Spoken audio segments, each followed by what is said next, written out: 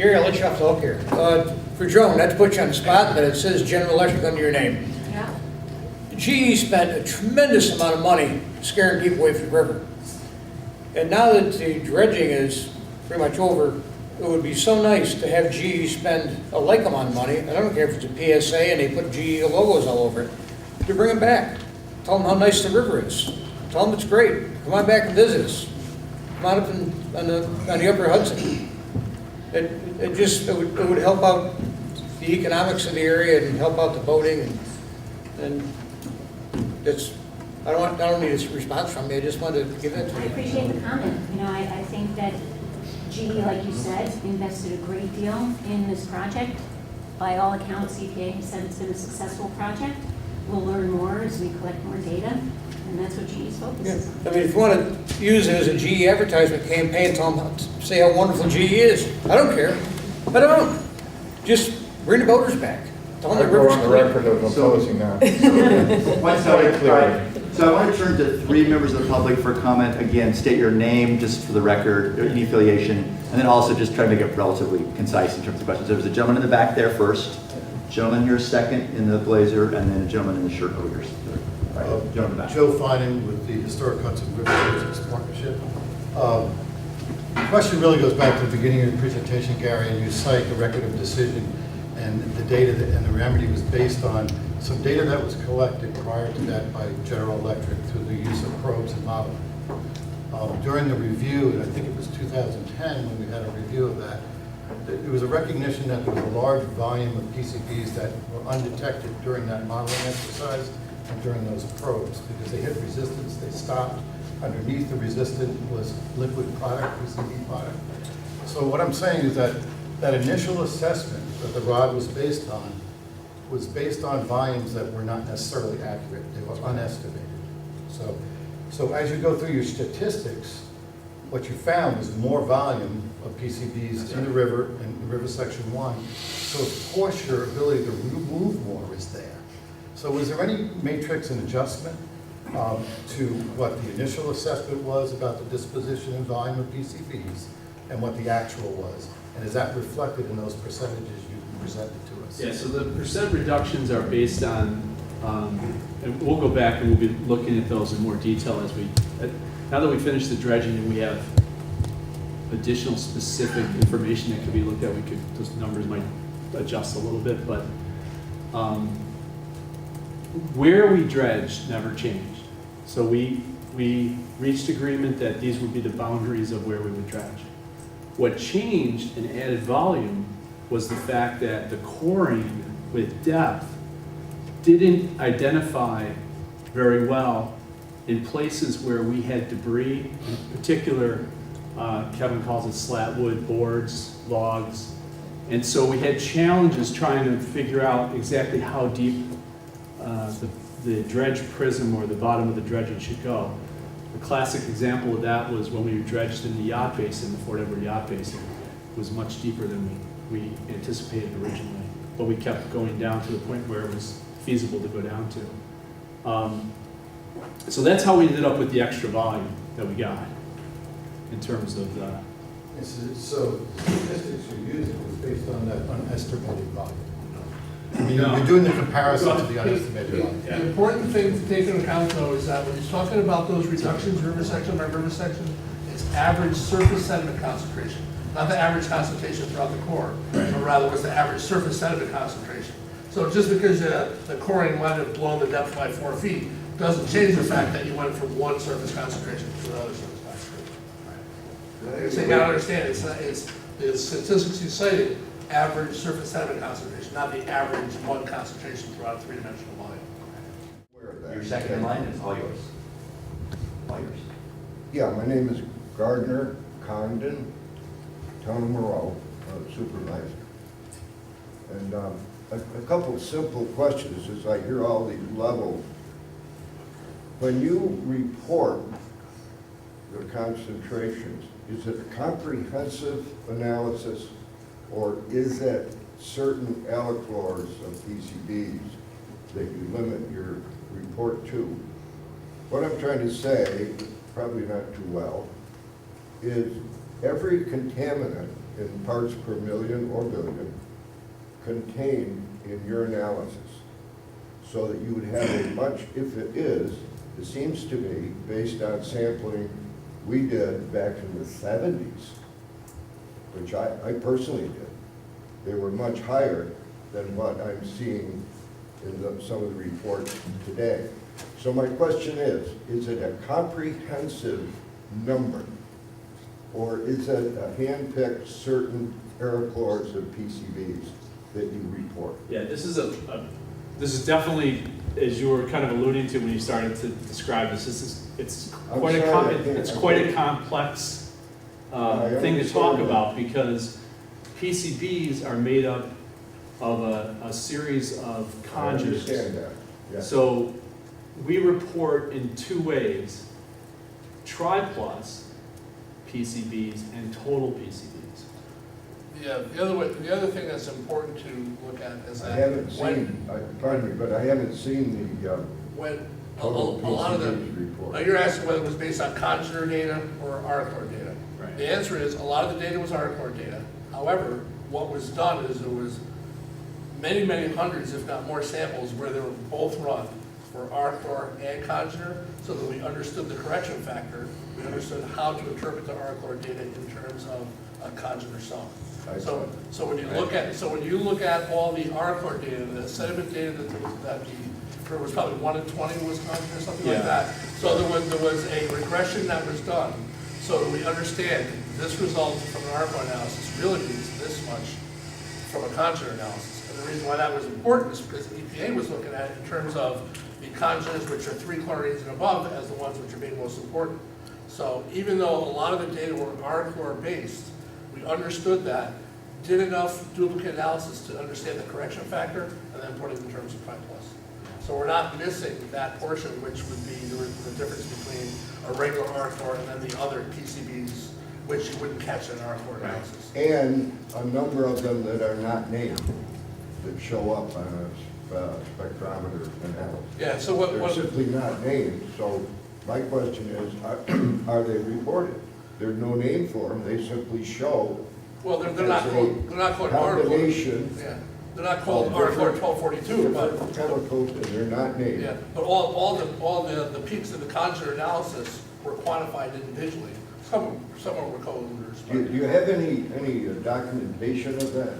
Yeah, if you look at the SSAP, there's a whole chapter about how that regression was developed so that we can use the RCOR. You're a chemist, I'm Yeah, and let me, I understand exactly what you're John, asking. sorry about this. Standard, there's a cell in the back of the standard. Okay, I understand what you're asking about, and I would be happy to explain to you either today or some other time Okay. how the aerochlor quantification, while it's only done on 3 or 4 peaks, those peaks are developed from standards, and quantifying those peaks quantifies the other unnamed peaks as well. But I'd be happy to show you how that works. And Mike, real quick, there were a number of other contaminants in that river sludge. Not from GE, but further upstream. Has there been any analysis and the effect on the river downstream of those other deadly contaminants? I think metals primarily. Such as mercury, Yeah, one of the- mercury, lead. Yeah, the big indicators of the contamination from upstream at the old Hercules plant, Sibagagi, whatever you want to name it, give the company, are cadmium, chromium, nickel, lead, Right, mercury, those. the primary ones. They were quantified in, again, about 1 in 20 of the thousands and thousands of samples that were taken. Because we did, and also at the bottom of each core, wherever they were going to target their dredge down, what they wanted to make sure was they weren't leaving an elevated level of metals behind. It would be contrary to our purposes if we were to dredge a PCB out and leave percent levels of mercury on the surface. Yeah. So all the bottoms, all the cores were run, as well as 1 in 20 to understand what was in it. GE was responsible for the PCBs, so metals didn't drive remediation, but metals was taken into account to make sure we weren't going to make any situation worse. Yeah. After the remedy, EPA is not the lead on the remediation of the Sibagagi site. The department is under record corrective action. There is a active investigation going on right now where the department has Sibagagi out in the river. There was a tremendous amount of remediation done. If you remember what it looked like, the That is why Sibagagi I generation brought it ago, up. you used to see colors on the riverbank, right? Well, that's all been gone now. Everything upstream of Bakers Falls pretty much has been taken care of. Downstream of that, the department has Sibagagi out looking at what is left behind after GE has done their dredging to see if there is further corrective action. We can call it remediation, record as corrective action, superfund as remediation, but whether there's further cleanup work done based on exposure to metals from Sibagagi. So if you want, I can get you in contact with the project manager and you can talk to him about what data are available from that study. I won't go any further with this, but my bringing this up now is I think back, 25 years has gone by. 25 years of the Hudson River being vandalized, you could say. And we're just now looking at the Sibagagi thing. I'm sorry, I have to bring it out because Well, that's why I'm here. I hate that. Well, we're happy to go over any other questions you have on this stuff, Kevin. River there.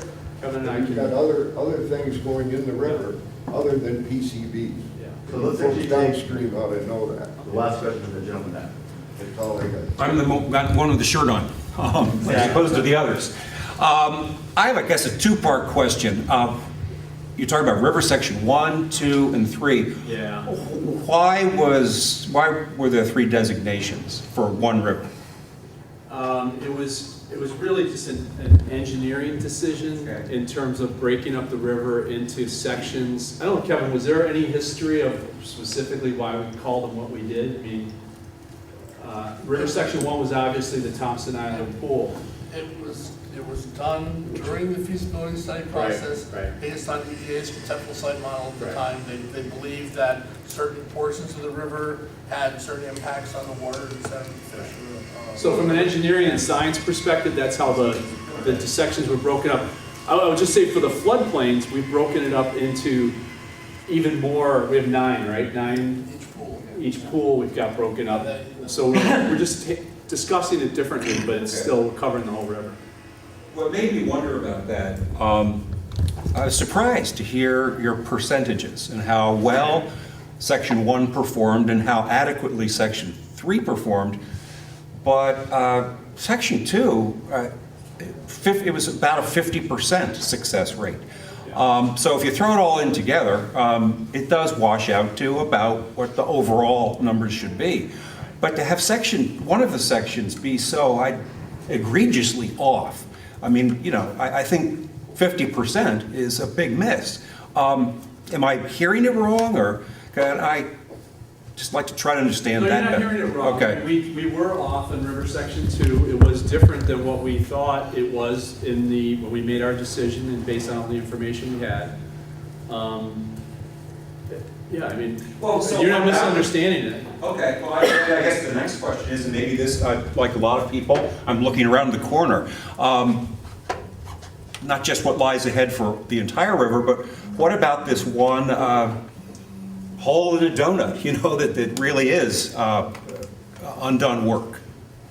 I mean, are there plans going forward to just continue to monitor the Our plan now is failure? is to monitor. We're getting set up to monitor, and we're also have some additional data that were collected in 2016, sediment, fish, water. We're going to evaluate all that as part of the 5-year review, and it will run its course, and we will review the protectiveness of the remedy in total. Well, and I'll sit down too.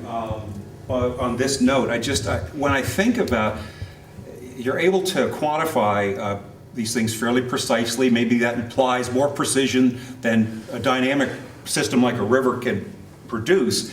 But when it's off that much, can you say, well, we've done a lot, but here's one thing, that monitoring isn't enough. We know we didn't do this right. Because if you're off by 50%, I think that's saying we know we didn't do it right. And so just monitoring a failure seems inadequate to me. So I'm sitting down. Thank you. Thank you. So, Dan, you have a quick clarification question before we can kick it. Downstate, Big River Downstate, just have video conference. Canal Park does it all the time. And set up a big screen TV, and you can have facilitator at each place, but have have Gary here to do his presentation.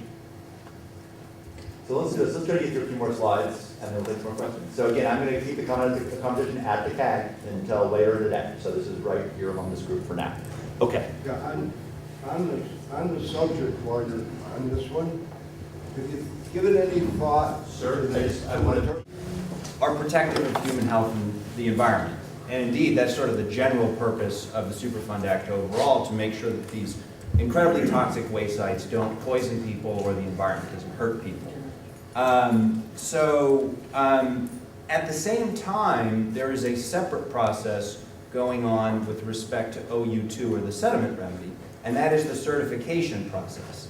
And amazingly, that does not seem to have a connection to the standard, does the site protect human health and the environment? Instead, it has a connection to whether GE did the work that they said that they agreed to do in the consent decree and the scope of work.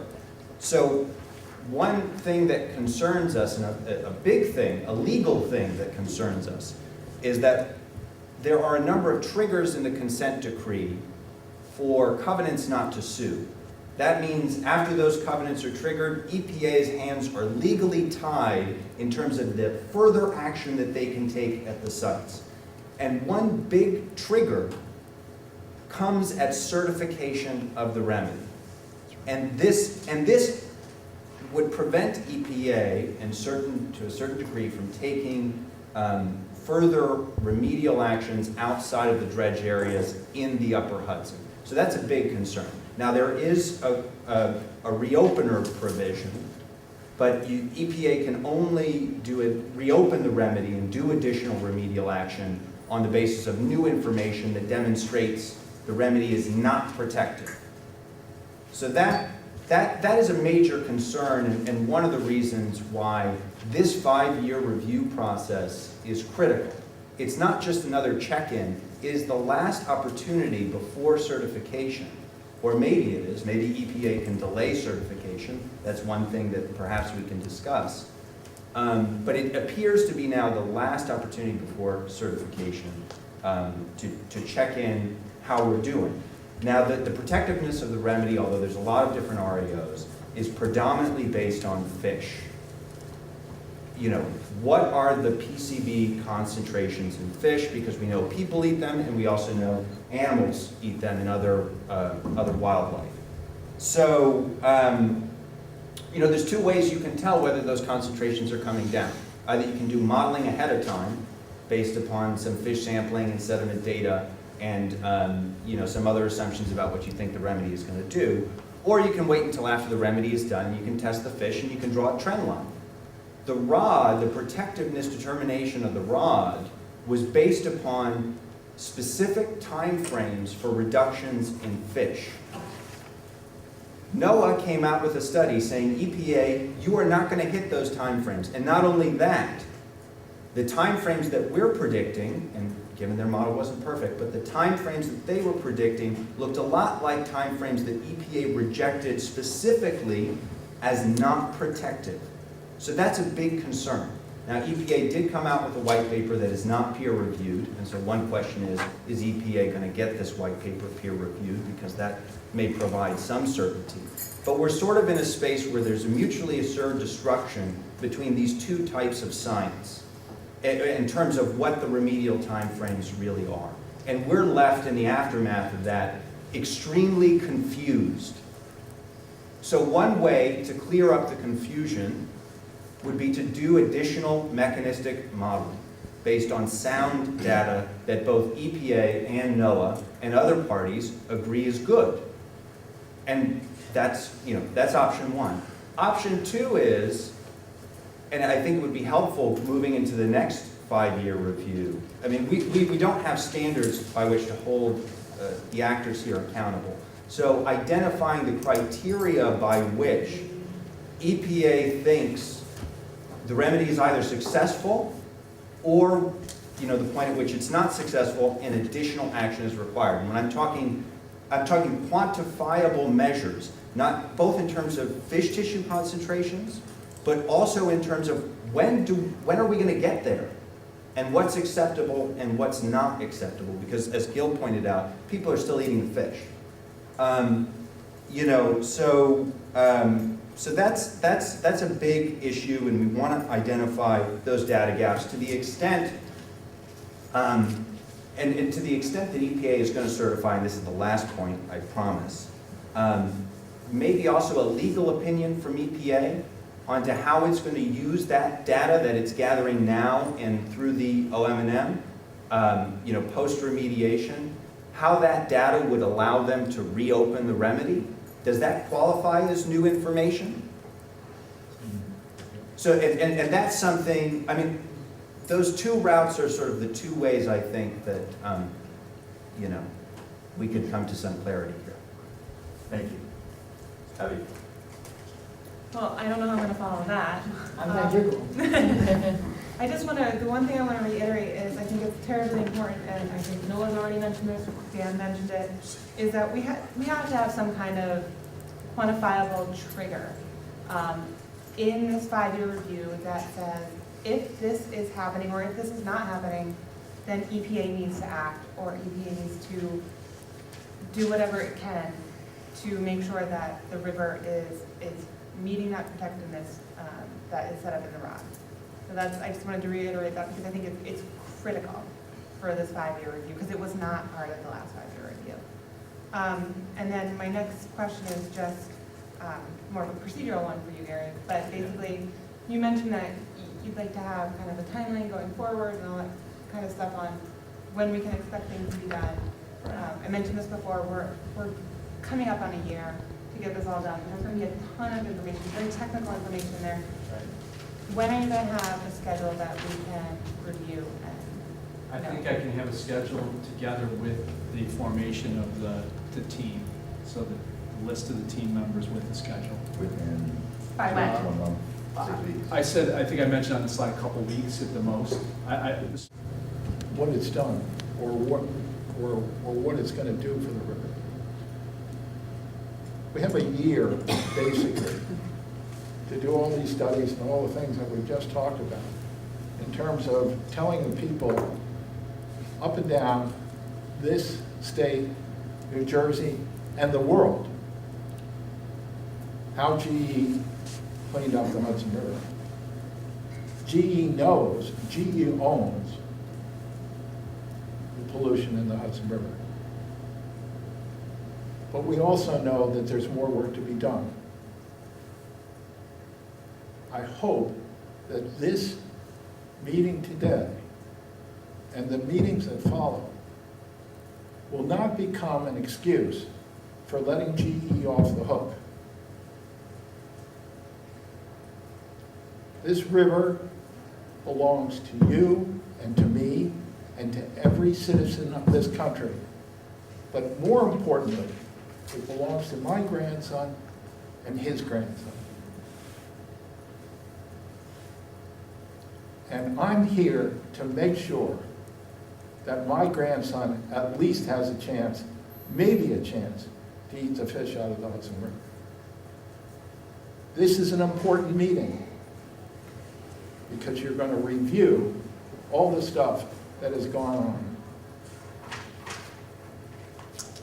Please do it right, and please do it honestly.